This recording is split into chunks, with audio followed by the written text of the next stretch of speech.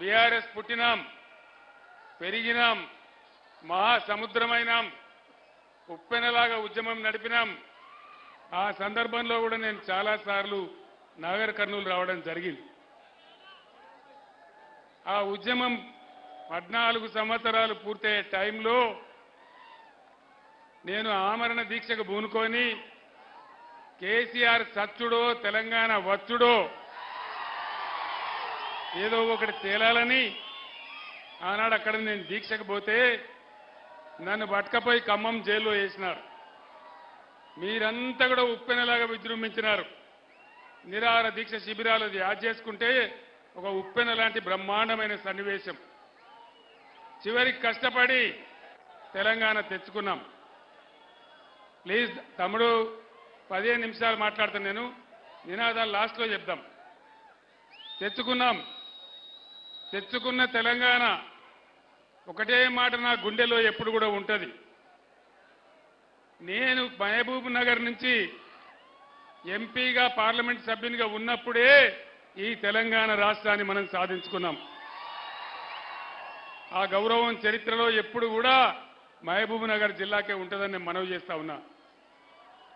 తెచ్చుకున్న తెలంగాణ ఒకటే ఒక మాట, కులం లేదు, జాతి లేదు, మతం లేదు, అన్ని వర్గాల ప్రజలను కోడి పిల్లలు దాదుకున్నట్టుగా 10 ఏళ్లు ఈ గులాబీ జెండా నీడలో బ్రహ్మాండంగా అన్ని వర్గాలను కూడా చేరదీసి బ్రహ్మాండంగా చేసుకున్నాం. అంతకుముందు 50 ఏళ్లు కాంగ్రెస్ తెలుగుదేశం పాలన ఉంటే పాత మహబూబ్ నగర్ జిల్లాలో ఒక్క మెడికల్ కాలేజ్ అన్న వచ్చిందా? ఇవాళ ఎన్ని వచ్చినాయి? 5 మెడికల్ కాలేజీలు వచ్చినాయి. బీఆర్ఎస్ రాజ్యంలో 5 మెడికల్ కాలేజీలు వచ్చినాయి. ఇంతకుముందు నేను వస్తుంటే ఆ మెడికల్ కాలేజీ దాటుకుంటూ వచ్చిన నేను. ఇంకొక మాట చెప్తున్నా, గద్వాల ఎమ్మెల్యే కృష్ణమోహన్ రెడ్డి గారి తండ్రి చనిపోయినప్పుడు జిల్లా ఎమ్మెల్యేలందరినీ నేను హైదరాబాద్ పిలిపించుకొని నేను గద్వాల దాకా బస్సులో ప్రయాణం చేసిన. ఎట్లయింది నా పాలమూరు కండ్లార చూడాలి, ఆనాడు వలసలు పోయిన పాలమూరు ఎట్లా అయింది, ఇప్పుడు ఎట్లా ఉన్నది చూడాలని చెప్పి బ్రహ్మాండంగా నేను హైదరాబాద్ నుంచి 200 కిలోమీటర్ల గద్వాల దాకా పోయినా. మరి జనార్దన్ రెడ్డి గారు ఈ నాయకులంతా నాతో ఉన్నారు. ఆ రోజు చాలా ఆనందపడ్డా, నేను చాలా సంతోషపడ్డా. ఎక్కడికక్కడ వరి కోతలు, ఎక్కడికక్కడ వరి కోసే మిషన్లు, ధాన్యపు రాసులు, చాలా బ్రహ్మాండంగా నా హృదయానికి ఆనందం కలిగింది. నా పాలమూరు ఇంత బాగైంది అని చాలా చాలా నేను సంతోషపడ్డా. సరే, మంచి మాట.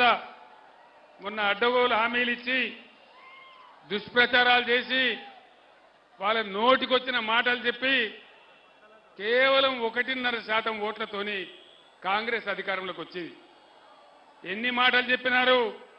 రైతు బంధు అందరికి వచ్చిందా? రాలేదా? అందరికి రాలే. అయ్యా ముఖ్యమంత్రి, ఇది ప్రజల భాష, నేను ప్రజల మధ్య నిల్చొని మాట్లాడుతా ఉన్నా. రాలేదా రైతు బంధు?